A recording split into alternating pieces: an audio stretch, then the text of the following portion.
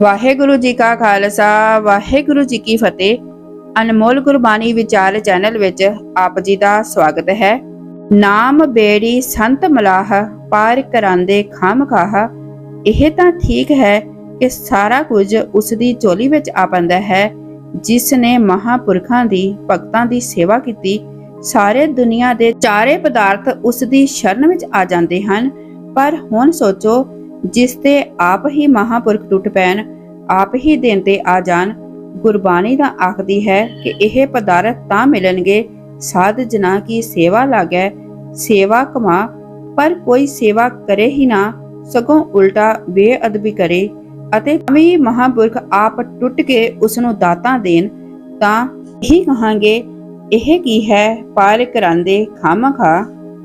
ਸਾਡੀ ਅੱਜ ਦੀ ਸਾਖੀ ਤੋਂ ਵੀ ਇਹ ਸੇਧ ਮਿਲਦੀ ਹੈ ਕਿ ਅਗਰ ਸੰਤ ਜਿਸ ਦੇ ਉੱਪਰ ਨਜ਼ਰ ਕਰਦੇ ਨੇ, ਉਸ ਦੀਆਂ ਕਿਵੇਂ ਝੋਲੀਆਂ ਹੀ ਭਰ ਦਿੰਦੇ ਹਨ।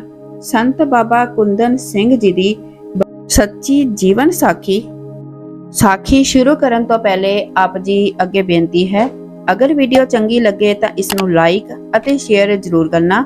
ਜੋ ਚੈਨਲ ਤੇ ਨਵੇਂ ਹਨ ਸਬਸਕ੍ਰਾਈਬ ਵੀ ਕਰ ਲੈਣਾ ਅਤੇ ਬੈਲ ਆਈਕਨ ਵੀ ਦਬਾ ਲੈਣਾ। ਆਪਣੇ ਵਿਚਾਰ ਕਮੈਂਟ ਵਿੱਚ ਜ਼ਰੂਰ ਸ਼ੇਅਰ ਕਰਨਾ ਅਤੇ ਕਮੈਂਟ ਵਿੱਚ ਵਾਹਿਗੁਰੂ ਜੀ ਜ਼ਰੂਰ ਲਿਖਣਾ।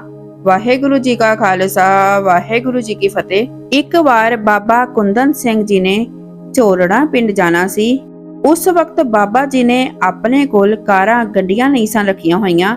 ਸੇਵਾਦਾਰਾਂ ਨੂੰ ਕਹਾ, ਜਾਓ 2 ਕਾਰਾਂ ਦਾ ਇੰਤਜ਼ਾਮ ਕਰਕੇ ਆਓ। ਕਿਸੇ ਪਾਸਿਓਂ ਵੀ ਕਾਰ ਦਾ ਪ੍ਰਬੰਧ ਨਾ ਹੋਇਆ।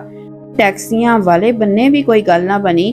ਸ਼ਾਇਦ ਉਹਨਾਂ ਨੇ ਜਾਣ ਲਿਆ ਸੀ ਕਿ ਸੰਤਾਂ ਦੀ ਸਵਾਰੀ ਹੈ, ਇੱਥੋਂ ਤਾਂ ਨਾ ਸ਼ਰਾਬ ਮਿਲਣੀ ਹੈ, ਨਾ ਹੀ ਕੋਈ ਮਾਸ ਆਦਿਕ ਮਿਲਣਾ ਹੈ। ਸ਼ਾਇਦ ਇਹ ਕਿਹਾ ਜਾ ਸਕਦਾ ਹੈ ਕਿ ਉਹਨਾਂ ਦੇ ਪੁੰਨ ਹੀ ਨਹੀਂ ਸਨ ਜਾਗੇ, ਤਾਂ ਹੀ ਤਾਂ ਨਾ ਕਰੀ ਜਾਂਦੇ ਸਨ। ਪਰ ਲੁਧਿਆਣੇ ਦਾ ਇੱਕ ਬੰਦਾ ਸੀ ਜਿਹੜਾ ਮੰਨ ਗਿਆ। ਉਸ ਦਾ ਨਾਮ ਗੁਰਦਿਆਲ ਸਿੰਘ ਸੀ। ਉਹ ਕਹਿਣ ਲੱਗਾ, ਮੈਂ ਨਾਲ ਚੱਲਦਾ ਹਾਂ ਤੁਹਾਡੇ, ਪਰ ਪੈਸੇ ਪੂਰੇ ਠੋਕ ਕੇ ਕੀਤੇ, ਕੋਈ ਲਿਹਾਜ਼ ਨਹੀਂ ਕੀਤਾ ਮਹਾਪੁਰਖਾਂ ਦਾ। ਹੁਣ ਜਦੋਂ ਬਾਬਾ ਜੀ ਉਸ ਦੀ ਗੱਡੀ ਵਿੱਚ ਬੈਠਣ ਲੱਗੇ ਤਾਂ ਉਸਨੇ ਕੋਈ ਸਤਿਕਾਰ ਨਾ ਕੀਤਾ ਮਹਾਪੁਰਖਾਂ ਦਾ। ਕੋਈ ਨਮਸਕਾਰ ਨਹੀਂ ਕੀਤੀ, ਕੋਈ ਮੱਥਾ ਨਹੀਂ ਟੇਕਿਆ, ਕੋਈ ਫਤਿਹ ਨਹੀਂ ਬੁਲਾਈ। ਬਾਬਾ ਕੁੰਦਨ ਸਿੰਘ ਜੀ ਕਾਰ ਵਿੱਚ ਬੈਠ ਗਏ ਅਤੇ ਬਾਕੀ ਬੇਹੰਗਮ ਸਾਥੀ ਵੀ ਉਹਨਾਂ ਦੇ ਨਾਲ ਬੈਠ ਗਏ ਅਤੇ ਉਸ ਡਰਾਈਵਰ ਨੂੰ ਚੱਲਣ ਲਈ ਕਹਾ। ਉਹ ਵਿਅਕਤੀ ਰਸਤੇ ਵਿੱਚ ਔਖਾ ਜਿਹਾ ਹੋਣ ਲੱਗਾ ਅਤੇ ਆਖਣ ਲੱਗਾ, ਚੰਗੇ ਬੰਦੇ ਹੋ, 8-8 ਬੰਦੇ ਕਾਰ ਵਿੱਚ ਬਿਠਾ ਕੇ ਕਾਰ ਦਾ ਬੇੜਾ ਕਰਕ ਕਰਨ ਲੱਗੇ ਹੋ। ਸਾਰੇ ਇਹ ਸੁਣ ਕੇ ਹੈਰਾਨ ਹੋ ਗਏ ਕਿ ਇਹ ਬੇਅਦਬੀ ਕਰਦਾ ਪਿਆ ਹੈ, ਪਰ ਬਾਬਾ ਜੀ ਮੁਸਕਰਾ ਰਹੇ ਸਨ। ਕੁਝ ਦੇਰ ਬਾਅਦ ਬਾਬਾ ਜੀ ਦੀ ਕੂਣੀ ਡਰਾਈਵਰ ਦੇ ਮੋਢੇ ਤੇ ਲੱਗ ਗਈ ਅਤੇ ਉਹ ਡਰਾਈਵਰ ਕਹਿਣ ਲੱਗਾ, ਕੂਣੀ ਪਿੱਛੇ ਕਰੋ। ਬਾਬਾ ਜੀ ਨੇ ਮੁਸਕਰਾ ਕੇ ਕੂਣੀ ਪਰੇ ਕਰ ਲਈ। ਜਦੋਂ ਬਾਬਾ ਜੀ ਨੇ ਆਪਣੀ ਕੂਣੀ ਦੁਬਾਰਾ ਉਸ ਦੇ ਮੋਢੇ ਤੇ ਰੱਖੀ ਤਾਂ ਉਹ ਕਹਿਣ ਲੱਗਾ, ਮੋਢੇ ਤੋਂ ਹੱਥ ਚੁੱਕੋ। ਬਾਬਾ ਜੀ ਨੇ ਆਪਣੀ ਬਾਹ ਚੁੱਕ ਲਈ।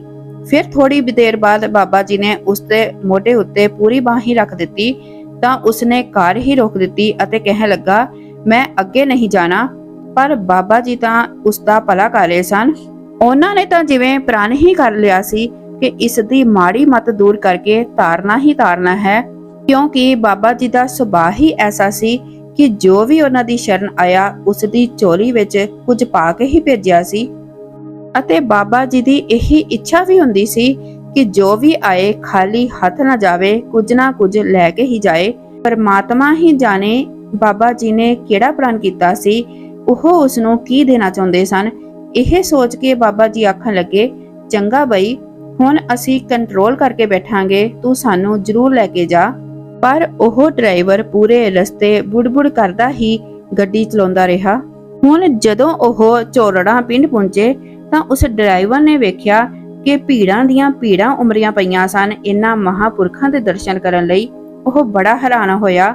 ਹਜ਼ਾਰਾਂ ਦਾ ਇਕੱਠ, ਹਰ ਕੋਈ ਤਰਸ ਰਿਹਾ ਹੈ ਅਗਾਂਹ ਹੋ ਕੇ ਧੱਕੇ ਮਾਰ ਕੇ ਇੱਕ ਵਾਰੀ ਦੀਦਾਰ ਹੀ ਹੋ ਜਾਣ। ਦਰਸ਼ਨਾਂ ਲਈ ਬਹਿਬਲ ਹੋਏ ਪਏ ਸਨ ਲੋਕੀ। ਕੋਈ ਫੁੱਲਾਂ ਦੀ ਵਰਖਾ ਕਰਦਾ ਪਿਆ ਹੈ, ਕੋਈ ਗਲਾਂ 'ਚ ਹਾਰ ਪਾਉਂਦਾ ਪਿਆ ਹੈ, ਕੋਈ ਚਰਨ ਧੂੜੀ ਲੈ ਰਿਹਾ ਹੈ, ਕੋਈ ਸਿਰੇ ਪਹਿਨਾ ਰਿਹਾ ਹੈ, ਕੋਈ ਕੁਝ ਅਤੇ ਕੋਈ ਕੁਝ ਕਰਦਾ ਪਿਆ ਸੀ। ਹਰ ਪਾਸੇ ਜੈ ਜੈਕਾਰ ਹੋ ਰਹੀ ਸੀ। ਤਾਂ ਡਰਾਈਵਰ ਸੋਚਣ ਲੱਗਾ, ਸਤਕਾਰ ਤਾਂ ਮੈਂ ਕੀ ਕਰਨਾ ਸੀ, ਸਤਿ ਸ੍ਰੀ ਅਕਾਲ ਵੀ ਨਹੀਂ ਬੁਲਾਈ, ਸਗੋਂ ਉਲਟਾ ਬੋਲ ਕਬੋਲ ਬੋਲੇ। ਉਹ ਇਹ ਸੋਚਾਂ ਵਿਚਾਰਾ ਕਰਦਾ ਹੋਇਆ ਪਾਣੀ ਪਾਣੀ ਹੋਈ ਜਾਵੇ ਅਤੇ ਸ਼ਰਮ ਨਾਲ ਉਸਦਾ ਸਿਰ ਝੁਕ ਗਿਆ। ਜਦੋਂ ਉਥੋਂ ਦੀਵਾਨ ਦੀ ਸਮਾਪਤੀ ਹੋਈ, ਸਮਾਪਤੀ ਸਮੇਂ ਵੀ ਬਾਬਾ ਜੀ ਆਉਣ ਲੱਗੇ ਤਾਂ ਬੜੀਆਂ ਕਾਰਾਂ ਦੀਆਂ ਲਾਈਨਾਂ ਹੀ ਲੱਗੀਆਂ ਪਈਆਂ ਸਨ। ਜਿਸ ਨੂੰ ਪਤਾ ਲੱਗੇ ਕਿ ਬਾਬਾ ਜੀ ਟੈਕਸੀ ਤੇ ਆਏ ਹਨ, ਉਹੀ ਕਹਿਣ ਲੱਗੇ ਕਿ ਸਾਡੀ ਗੱਡੀ ਦੇ ਹੁੰਦਿਆਂ ਟੈਕਸੀ ਕਿਉਂ ਕਰਨੀ ਹੈ, ਇਹ ਨਹੀਂ ਸੋਭਦਾ।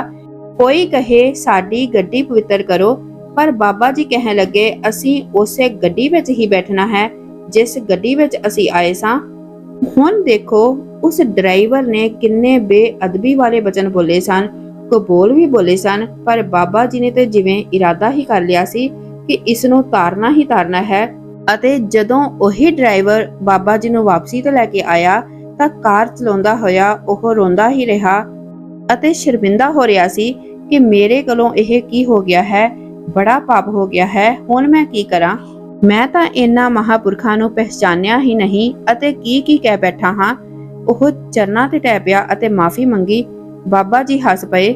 ਨਾਨਕਸਰ ਪਹੁੰਚ ਕੇ ਇਸ ਨੂੰ ਇੱਕ ਕਮਰੇ ਵਿੱਚ ਬਿਠਾ ਕੇ ਚੁੱਪ ਕਰਾਇਆ, ਬੜਾ ਪਿਆਰ ਕੀਤਾ ਅਤੇ ਪੁੱਛਿਆ ਕਿ ਇਹ ਕਾਰ ਤੇਰੀ ਹੈ। ਉਸਨੇ ਕਿਹਾ ਮੇਰੀ ਤਾਂ ਨਹੀਂ ਹੈ, ਮੈਂ ਨੌਕਰੀ ਕਰਦਾ ਹਾਂ, ਪਰ ਜੇ ਤੁਸੀਂ ਕਿਰਪਾ ਕਰਦੇ ਹੋ ਤਾਂ ਆਪਣੀ ਵੀ ਕਾਰ ਹੋ ਜਾਏਗੀ।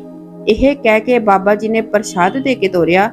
ਥੋੜੇ ਦਿਨਾਂ ਬਾਅਦ ਉਸਨੇ ਕਿਧਰੋਂ ਪੈਸੇ ਇਕੱਠੇ ਕਰਕੇ ਕਾਰ ਲੈ ਲਈ ਅਤੇ ਨਾਨਕਸਰ ਬਾਬਾ ਜੀ ਦਾ ਧੰਨਵਾਦ ਕਰਨ ਆਇਆ। ਹੁਣ ਸੋਝੀ ਆ ਗਈ ਸੀ ਉਸਨੂੰ ਕਿ ਇਹ ਕਾਰ ਇਹਨਾਂ ਦੀ ਹੀ ਦਿੱਤੀ ਹੋਈ ਹੈ। ਬਾਬਾ ਜੀ ਨੇ ਬੜੇ ਪ੍ਰਸੰਨ ਅਤੇ ਸੁਭਾਵਿਕ ਹੋ ਕੇ ਪੁੱਛਿਆ, ਤੁਹਾਡੀ ਕੋਈ ਦੁਕਾਨ ਵੀ ਹੈ? ਕਹਿਣ ਲੱਗਾ, ਬਾਬਾ ਜੀ ਤੁਸੀਂ ਕਿਰਪਾ ਕਰੋਗੇ ਤਾਂ ਦੁਕਾਨ ਵੀ ਪੈ ਜਾਵੇਗੀ, ਪਰ ਅਜੇ ਤਾਂ ਨਹੀਂ ਹੈ। ਕੁਝ ਕੁ ਦਿਨ ਹੋਏ ਅਤੇ ਉਸਨੇ ਦੁਕਾਨ ਵੀ ਲੈ ਲਈ, ਬਾਵਾ ਸੈਂਟਰੀ ਸਟੋਰ, ਜੋ ਕਿ ਦਮੋਰੀਆ ਪੁਲ ਦੇ ਕੋਲ ਹੈ। ਹੁਣ ਜਦੋਂ ਦੁਕਾਨ ਦਾ ਧੰਨਵਾਦ ਕਰਨ ਆਇਆ ਤਾਂ ਬਾਬਾ ਜੀ ਨੇ ਸੁਭਾਵਕ ਹੀ ਪੁੱਛਿਆ, ਤੁਹਾਡੇ ਕੋਲ ਟਰੱਕ ਵੀ ਹੈ? ਕਹਿਣ ਲੱਗਾ, ਬਾਬਾ ਜੀ ਹੈ ਤਾਂ ਨਹੀਂ, ਪਰ ਜੇ ਕਿਰਪਾ ਕੀਤੀ ਹੈ ਤਾਂ ਜ਼ਰੂਰ ਮਿਲ ਜਾਵੇਗਾ, ਤੁਹਾਡੀ ਹੀ ਕਿਰਪਾ ਚਾਹੀਦੀ ਹੈ। ਅਤੇ ਥੋੜੇ ਸਮੇਂ ਵਿੱਚ ਉਸ ਨੂੰ ਟਰੱਕ ਵੀ ਮਿਲ ਗਿਆ। ਹੁਣ ਸੰਗਤ ਦਾ ਟਰੱਕ ਭਰ ਕੇ ਨਾਨਕਸਰ ਬਾਬਾ ਜੀ ਦੇ ਕੋਲ ਆਇਆ ਅਤੇ ਸ਼ੁਕਰਾਨਾ ਕੀਤਾ। ਬਾਬਾ ਜੀ ਬੜੇ ਪ੍ਰਸੰਨ ਹੋਏ ਅਤੇ ਅੱਗੋਂ ਕਹਿਣ ਲੱਗੇ, ਤੁਹਾਡੇ ਕੋਲ ਤਾਂ ਕੋਠੀ ਵੀ ਹੋਣੀ ਹੈ। ਤਾਂ ਉਹ ਕਹਿਣ ਲੱਗਾ, ਬਾਬਾ ਜੀ ਹੈ ਤਾਂ ਨਹੀਂ, ਪਰ ਤੁਹਾਡੀ ਕਿਰਪਾ ਹੋਈ ਤਾਂ ਕੋਠੀ ਵੀ ਜ਼ਰੂਰ ਪੈ ਜਾਵੇਗੀ। ਅਤੇ ਸੱਚਮੁੱਚ ਹੀ ਥੋੜੇ ਸਮੇਂ ਵਿੱਚ ਉਸ ਦੀ ਇੱਕ ਬੜੀ ਵੱਡੀ ਕੋਠੀ ਸਰਾਭਾ ਨਗਰ ਦੇ ਇਲਾਕੇ ਵਿੱਚ ਪੈ ਗਈ। ਹੁਣ ਜਦੋਂ ਕੋਠੀ ਦਾ ਧੰਨਵਾਦ ਕਰਨ ਆਇਆ ਤਾਂ ਬਾਬਾ ਜੀ ਬੜੇ ਪ੍ਰਸੰਨ ਹੋਏ ਅਤੇ ਕਹਿਣ ਲੱਗੇ, ਤੁਹਾਨੂੰ ਸਾਰਾ ਕੁਝ ਹੀ ਗੁਰੂ ਨਾਨਕ ਨੇ ਦੇ ਦਿੱਤਾ ਹੈ, ਕਾਰ, ਕੋਠੀ, ਦੁਕਾਨ, ਟਰੱਕ, ਸਭ ਕੁਝ ਦਿੱਤਾ ਹੈ। 2 ਵਜੇ ਉੱਠ ਕੇ ਨਿਤਨੇਮ ਕਰਦੇ ਹੋ ਕਿ 3 ਵਜੇ? ਤਾਂ ਉਸਨੇ ਰੋ ਕੇ ਦੱਸਿਆ, ਬਾਬਾ ਜੀ ਨਿਤਨੇਮ ਤਾਂ ਨਹੀਂ ਹੈ ਮੇਰੇ ਕੋਲ, ਪਰ ਜੇ ਕਿਰਪਾ ਕੀਤੀ ਹੈ ਤਾਂ ਇਹ ਵੀ ਜ਼ਰੂਰ ਦਿਓ। ਹੁਣ ਸਾਰਾ ਹੀ ਉਸ ਦਾ ਪਰਿਵਾਰ 2 ਵਜੇ ਉੱਠ ਕੇ ਨਿਤਨੇਮ ਵਿੱਚ ਜੁੜ ਜਾਂਦਾ ਹੈ। ਇਸ ਨੂੰ ਕੀ ਕਹੋਗੇ? ਕਿੱਥੇ ਕਾਰ ਦਾ ਡਰਾਈਵਰ ਸੀ ਅਤੇ ਕਿੱਥੇ ਬਾਬਾ ਜੀ ਨੇ ਕਾਰ, ਟਰੱਕ, ਦੁਕਾਨ, ਕੋਠੀ ਅਤੇ ਅੰਮ੍ਰਿਤ ਵੇਲੇ ਦੀਆਂ ਨਾਮ ਦੀਆਂ ਦਾਤਾਂ ਦੇ ਕੇ ਨਿਵਾਜਿਆ। ਹਲਤ ਪਲਤ ਪ੍ਰਭ ਦੋਵੈ ਸਵਾਰੇ, ਹਮਰਾ ਗੁਣ ਅਵਗੁਣ ਨ ਵਿਚਾਰਿਆ। ਕਿਸੇ ਸ਼ਾਇਰ ਨੇ ਠੀਕ ਹੀ ਆਖਿਆ ਹੈ ਕਿ ਮਹਾਪੁਰਖ ਪੂਰਨ ਹੋਵੇ ਤਾਂ ਸਹੀ, ਅਤੇ ਜੇ ਉਸ ਦੀ ਕਿਸੇ ਤੇ ਨਿਗਾਹ ਆ ਪਈ ਹੈ, ਕਿਸੇ ਤੇ ਨਜ਼ਰ ਹੋ ਗਈ ਹੈ, ਤਾਂ ਸਮਝੋ मौज में अगर आ गए तो कतरे को दरिया कर दिया, नजरे रहमत जिस पर पड़ी बंदे को खुदा कर दिया। वाहे गुरु जी का खालसा, वाहे गुरु जी की फतेह।